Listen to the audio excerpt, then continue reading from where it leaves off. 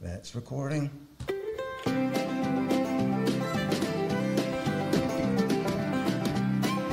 All right, folks. Welcome. It's another episode of the Gary and Mark Show, and I'm Gary. And I'm Mark.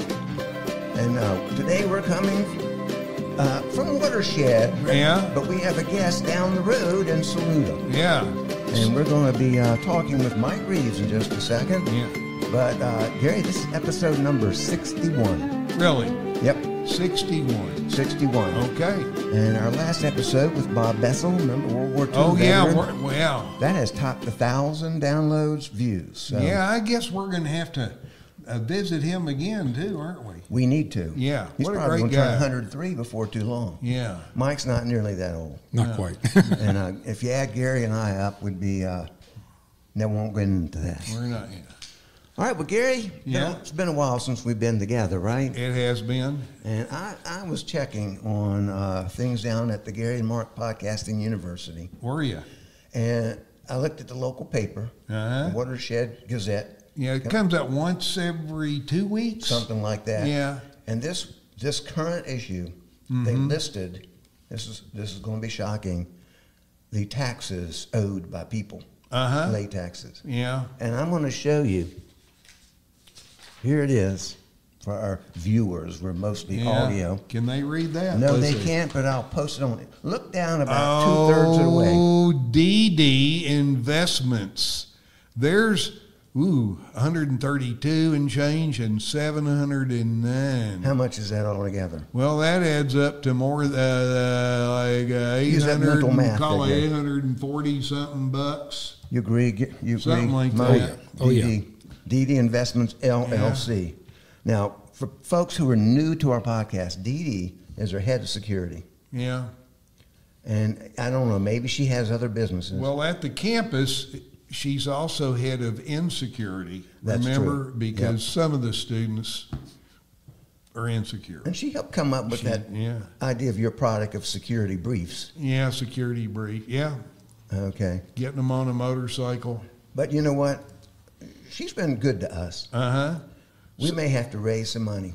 Well, I mean, the show has no money, no. and that's why we're hoping to get Mike here. He's used to raising money. Uh-huh. Well, he may have some other ideas. I thought, would this be the time? Here we go. Uh-oh, The Hawkins. Rabbit Island Gospel. Can Oh, you the see gospel- that? the gospel of Rabbit the Island. official Rabbit Island Gospel is the one endorsed by all the folks down here in Watershed. This is the one you want. And this, we can sell you, $89.95? For something that big and heavy, I think it ought to be 80. What do you think, Mike? Well, I don't know, Mark. That's pretty nice. It is Yeah. a nice volume. Look at it. And this is the one we endorse. That's right. I don't know, and I'm not bad-mouthing anybody else selling Bibles, but the gospel, the Rabbit Island Gospel, hold it up. It is something. This is the one we endorse. So you're saying $89.95? I could be good with that. What do you think, Mike? Sure. How about if you buy one, you get another one for $79.95 and free shipping? Huh? You know, shipping's expensive. So Yeah. Shipping is expensive. Yeah. And that this sounds is good. a heavy buck because it's got the word in it. And you actually mentioned throwing in as a third bonus, Big Whiz. The Big Whiz Pocket Buddy for those men out there who find themselves standing in line waiting to queuing up to the urinal, and then it's their turn and people behind them aren't hearing anything. That's when he hit that little button, the Big Whiz Pocket Buddy, and it makes some noise. And the people waiting behind you back up because they think that guy, he can really move some water. So, You think you needed something like that, Mike? yeah. That could be the big money raiser for everything. They're the big, yeah. Whiz Well, Pocket Buddy. when COVID hit, people weren't standing in line anymore and sales plummeted. But people are queuing up again. Yep. And men, especially old men, of which I am one, that Big Whiz comes in handy. Uh-huh. You hit that little button, put that app on your phone, boom. And you can cut that volume up. And Oh, like yeah. Gary says, they show you respect. They back up. They back up. They're afraid to even walk in there. Sure. Put out a fire. Yeah. Okay. So I think that's a good idea. So they order this by going to GaryandMark.com. GaryandMark.com. We'll put the order form up there. Yeah, we will. We're going to kick back a percentage to the our guest here because he's raising some money. He's not talking about raising money today, but he has a nonprofit we'll talk about in just a minute. Okay. Yeah, I think that's a great idea. Yeah. Hold that up one more time. All right, here it is. $89.99 for copy There it one. is. Uh-huh. Second copy for only $79.99. Quit banging the table now. It's making noise. And then maybe our next podcast, we might start selling sneakers. I need a pair. Yeah? All right. Okay. Let's move on. All right. So, all right. We've had great guests. I mean, 102-year-old Bob Bessel, World War II veteran. Okay. We've had Molly Perkins and her gospel great. She runs a gospel quartet. Yeah. But today we have someone that's going to top them all. We have with us today Mike Reeves, who lives in nearby Saluda. Oh. And Mike's not just a resident. He's not the mayor, but he could be, because everybody knows him. Maybe he should be. So do you live in the city limits? I don't live in the city limits, so I can't be You mayor. can't be mayor now. He lives in the town of Saluda, but Mike is board chair of the Saluda. What's the official name, Mike? I'm always Saluda messing. Historic Depot and Museum. Cool. Which is probably a 1-minute walk. No, we're in Watershed. So when drive a car to park, it'd be a 1-minute walk. It's up the road from us. Yeah, about 6 miles. So, and Mike, I've known Mike quite some time, but he's going to talk about this. But this little town of Saluda that we like to visit is amazing. And it exists all because of one thing, pretty much. And that would be the coming of the railroad up here. That's right, And Mark. Gary and I, we worked at summer camps, and I know our friend Chris Peters used to take the train from Baltimore, get off in Asheville. But I bet you there's some New Orleans kids that made it up to the train, got picked up. Zirconia. Picked Really? up in Zirconia. You remember that? Well, not in my time, but there were pictures still of, the train stopping in Zirconia, and that's where the New Orleans kids would get off. So, pretty cool. I did not know that. Mike, do you know where the old depot is in Zirconia? I really don't. I don't either. The railroad's got to go by the new rail It's trail. kind of that old 25, which is now what's it called, 25? 225. 225. Little switchback, kind of where, I think, near where, well, couldn't tell, there's a little spot right there. Put this mic up a little closer. All right, There we but go. anyway, that's where it was, because I do remember a train unloading feed for camp. Really? There one time. It's where the train tracks come real close to, what is it again? 225. 225. Yeah. Well, anyhow, so this is Mike Reeves. Mike, we're happy to have you on. Yes, Tell we are. us how it came to be that the railroad ended up here. Well, Mark and Gary, I want to thank you for having me on your show today. Very excited about it, yes. Yeah. As you said, I am the chairperson for the Saluda Historic Depot, and we have a very rich history of the railroad in this area. Let's back up a little bit. Let's back up to the 1830s at the port of Charleston. Charleston was a large port, and they had all these products that came into their port, and they needed to go somewhere. They wanted them to go to the Ohio River Valley, which was the big industrial center in the United States, and the Ohio River Valley wanted their products to be shipped out, so they wanted them to go to Charleston. So they came up with an idea of why don't we have the railroad, which would be the most cost-effective and efficient way of moving their products. So they started to build a railroad. The first steam locomotive was the best friend of Charleston. They continued building the railroad, and at one point it reached Aiken, South Carolina.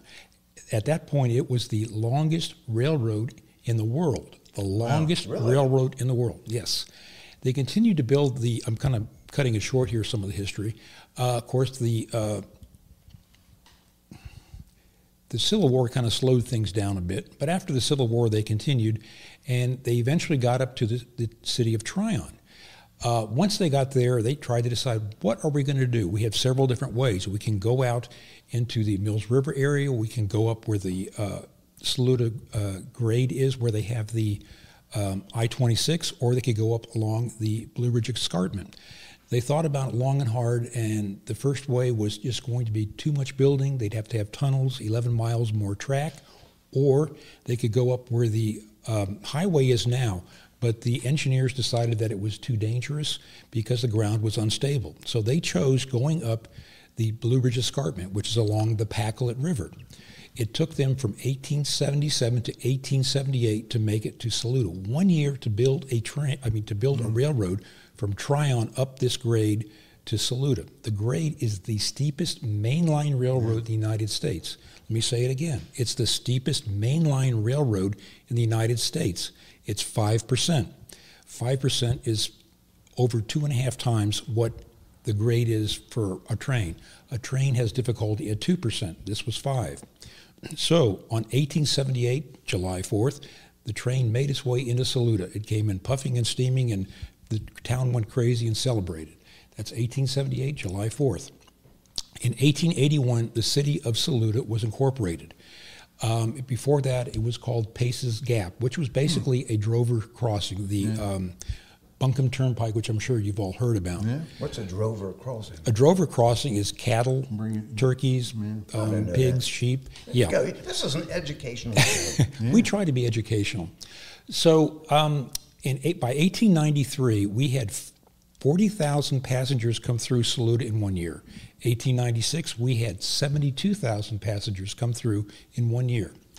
By 1903, we had 321 passengers come through Saluda in 1 year. That is amazing.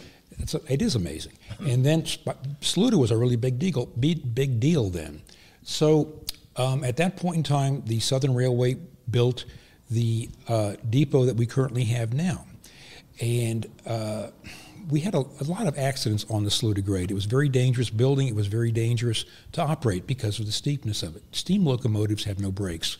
So when they tend to slide, they just keep right on going. So there were several bad accidents in 1903. There was one in June, July, and August. In June, it was Pit Ballou, and he broke his back, but he did survive, the engineer did. But by the time they had the third accident, the Southern Railway said, we need to do something to curb this. We need to find a solution, or we're going to have to shut it down. Pit Ballou said, gravity got us into this, gravity can get us out. So he came up with a concept of a runaway track, which if you look at it on our diorama display in the depot, it looks exactly like what you see on the highways today. On the interstate, the truck, yeah. Exactly. That came from the Saluda grade. So things went along fine. The passenger trains and everything went well. In 1968, passenger service came to an end. The depot was decommissioned, and it was slotted to be destroyed. It sat there for a number of years. In 1983, the depot was moved to its current location, which is right next door to the library. In 2015, the depot came up for sale again, and a group of local residents got together and decided we need to save this history because it's really a rich history. The railroad is so important to Western North Carolina, the city of Saluda, that we felt we needed to turn it into a museum, which is what we did. We are a nonprofit. Our mission is to preserve and present the history of the railroad coming to Saluda, of the railroad coming to Western North Carolina, and its importance to the commerce of the area. We have many, many items within the depot that have been in the original depot and have been gifted back to us by people who were able to acquire them. It's a very interesting museum, and we really strive to preserve and present the history as it was. We don't try to color it. We don't try to change it. We want it to be what it is. We feel that going forward, our visitors need to know what we are about and why we're here and why we are important to the city of Saluda. As you're both aware, there is a project going on now where they're trying to bring the Saluda Grade Trail to this area. And the rail trail, exactly. We are at the very top, and Saluda is the destination for the trail. at the top of the trail. But won't it continue to Zirconia, though? Isn't that part of the plan? It will continue to Zirconia. It's from Inman to Zirconia. It's roughly 31 miles. The funding is almost in place at this point, which is huge. Yeah. That's funding to buy the right-of-way or not to build? No. This is to buy the right-of-way. Okay. And then they have to do fundraisers again to try to get money. We could come up with something for that. Hey, You we guys sure could. Yeah. You guys are very creative. Yeah, we are. And so what I'd like to do is invite all the people to come visit us. We have many programs. One of the things, we are open Thursday through Sunday. Thursday, Friday, and Saturday are 12 to 4, and Sundays 1 to 3. And there is no admission charge. You're just welcome to come in and enjoy and see, ask questions. We have a very nice diorama that Apple Valley Model Railroad helped build for us. Many displays, videos of what the current Saluda grade looks like through a drone video along with the history, and many other displays, operating telegraph display, et cetera, et cetera.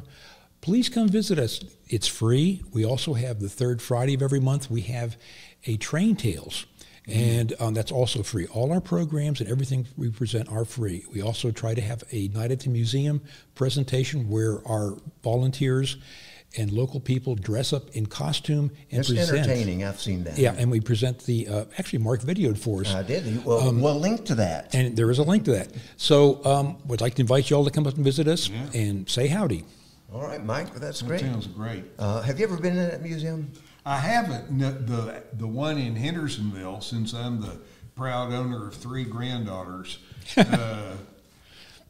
I visit that place. Hold that mic up. I visit that place frequently with them to watch trains run, and I grew up. I grew up with trains. I mean, my second grade school trip. This is Frankfort, Kentucky. What's our second grade school trip? Go down to the Frankfort train station and hop on the train and ride to Shelbyville to the Coca-Cola bottling plant. That sounds like a great trip. And then as I think age 5, I probably rode the train all the way to Texas Panhandle with my parents. And then my wife and I, when my in-laws were still alive and lived up in Media, we could drive from Hendersonville down, hop on the train in Greenville, and take the train all the way to the main train station, and then get a local, hop off, and had about a quarter-mile walk to their house. I like trains. I do too. Mike, I know you went to Europe. You rode trains there? Yes, we did. So have you ever ridden on a U.S. passenger train? Actually, I was on the last excursion train in 1994. The one that 611 that came up through. Yeah, that was really exciting. Oh, I didn't know you were on that. That's cool. I was. It did slip, but it was able to make it under its own power coming up the Saluda grade. I didn't think about that. I would have thought it would have had 6 extra engines with all those people on board. No. No, it did make it. It was touch and go there for a while, but it did make it. And Gary, he's actually driven the train. Whoa. I have. Okay. Tell him about that. My birthday present or something. It is. Right? My darling wife, Mary, one year she got me a package to where I could operate a GP18 over at Spencer. So I got to run the train. It was the end of the day. I was able to put it onto the turntable and put it into the ground house, which was really big. And I got a private tour of all the engines there. The next year, she got real creative, and I got to run a steam locomotive. It was a small switcher engine. And at the same place, Spencer? At the same place at Spencer. And so what I did was she arranged it so I could be there first thing in the morning, help them fire up the engine, and be the first engineer of the day. Wow. So that was very exciting. Got a photo of that somewhere? I do. Send that to me. We'll put that with the video version of this podcast. I will. Yeah. Thank you, Mary. Yeah. Hail Mary. Okay. Yeah. All right. You might need our little gospel over there. That's right. Well, we're going to move on to something else. But Mike, thank you so much. You're going to stay here and listen. You're going to chime in as we get moving here. Okay. But, we're going to talk about for a minute here if I can find the right music. Maybe not. Doesn't matter. Where did my music go? I'll sing something. But we Dayton history. Oh gosh, here we go. April 9. April 9th. 1865, Robert E. Lee surrenders the Army of Northern Virginia to U.S. Grant. Oh my gosh, you're kidding me. Appomattox Courthouse. That's And it's only, 159 years ago. And you got people still arguing. they do. They do. It is interesting, yeah, and probably always will be. Well, I'm thinking you look at some animosity in other countries, it could probably be worse than True, it is. that's true. Yeah, Yeah. that's true. I remember seeing photographs when they would have these reunions, even when there were plenty of people still living from both sides. They were pretty friendly, those usually. Especially the reunion at Gettysburg 50 years after, and that was, if you remember, who's the famous documentary guy did the whole Civil War series? Oh, Ken Burns. Yeah, and it was all still photos until he got to that final episode, and you see it's actually moving pictures of the old Confederate men climbing over the wall on Cemetery Ridge, and this time it's the Union veterans helping them over. They were making film at that time? Oh, yeah, 1913. Oh, okay, I missed the part about the reenactment stuff. 50 years later. Because that was the first war that was photographed, I think, documented with photography, wasn't it? Well, yeah, for us anyway. I don't know if Crimea didn't really count. Here is a historian, and Mike knows everything about railroad history, at least. Well, in this that's one. great. That's great. I hardly know anything. I have my list of other things this day, but that was the most important one. Well, and I think, as Mike brought, the fact that the railroad, trying to get this Saluda grade, the connection for more greenways is just a great way to move forward whatever else is happening. Mm-hmm. It really is, yeah. This town of Saluda, and Mike can tell you, is only 700 full-time residents. That's true. It is hopping. It is hopping. On the weekends, we are just plain slammed the whole downtown Saluda area. People love coming here. It's a very interesting place. It's small. It's got a very unique character. And it's only 3 blocks long. It's interesting. Yeah. I mean, the town goes beyond that, but but that's downtown. That's downtown. And 1 block's torn up right this minute. Well, new sidewalks. And what's going on at the park over there? Oh, okay. In Pickleball. Well, actually, in preparation for the coming of the Saluda Grade Trail, the city's in the process of preparing and getting ready for it. They're going to have a water pad for the kids. They're going to they're going to have some kind of a climbing thing, trails. Oh, boy. Yeah. They're moving and increasing the parking lot, but moving it so that the trail actually comes in front of the where the old parking lot is now. And they're going to add more parking along the outside across from the depot, actually. They're supposed to be adding 90 new spaces. What? A new road. They're really 90 planning new spaces ahead. would like triple what's already here. Double. Pretty much, yeah. Yeah, I mean, there's Parking. Yeah. Because, of course, again, as being the top of the Saluda Grade, we're going to be a hot spot. We are going to be a hot spot. Yeah, imagine, I think Great Smoky's one of my favorite nearby national park. Oh, yeah. We go there a lot, but the challenge is parking your car. Yeah. And people want to go, this will be a real magnet. People, that's a good idea. Probably will down the pike have shuttle services. I hope the other towns are doing what Saluda's doing. Well, I think once Watershed, we were talking about this in another episode, wanting to put in that roundabout. Oh, no, that would be cool. You had mentioned that once before. Yeah. We just need some other roads to come in to get out of it, but we want to have our own roundabout. It's just the one road, yeah. Yeah. It'd be kind of fun to put a bike roundabout up here. Where people drive their bike in little slots and you turn it around and go the other direction. Oh, that kind of roundabout. Yeah. Not the train. Oh, you're talking about. I'm talking about the ones in the road. The ones that are throwing everybody off. Yes, When they put the one in Columbus, you talk about throwing these old people off. Well, I'll tell you what, I'll suggest that to Conserving Carolina about maybe we need a bike roundabout. That's out there. I mean, That's not bad. not a bad idea. So you say you give credit to the Gary and Mark I show. will. Gary and Mark, yeah. Here we are. Well, we are going to wrap this up in a minute. It's been a good episode, but I noticed, Gary, also one more thing in today. We talked about Robert E. Lee surrendering troops. 1 year later on this day, Ulysses S. Grant arrested for speeding in his horse buggy, newspaper report. Really? That's what it says. Well, and other things too, but I thought that was pretty good. I didn't know about that. Yeah. You know, he was a horse whisperer. He was? He really was good with horses. That's true. Yeah, he wasn't good at business, but he was great with horses. Well, we have one more order of business here before we close up today. Yes, I know what's coming now. Gary always knows Here what's we coming. go. He does not. No, I he don't doesn't. think Mike's ever heard Well, one of our Mike episodes. here, we like him here in the center. It's like he would be the center on our basketball team. So if we're you going to and I let could Gary play. do this. Okay. That's his main job. Well, So here we go. We want to present to Mike Reeves a BS in podcasting from the Gary and Mark Podcasting University.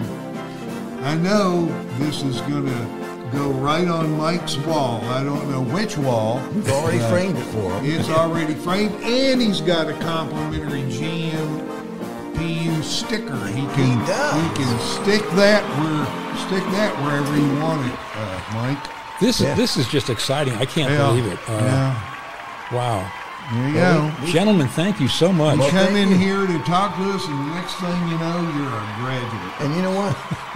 We could use a director of transportation. We could use that. Would you accept that position at the university? I think it would be definitely something I'd like to do. All right, you don't even have to be a graduate, but you are now. You're You are honored now. with honors. High honors. You know, one thing I've just noticed is that education is expensive, but talk is cheap. That's true. That's right. That's your motto, correct? Or I say education is painful and expensive. Yeah, that is true for sure.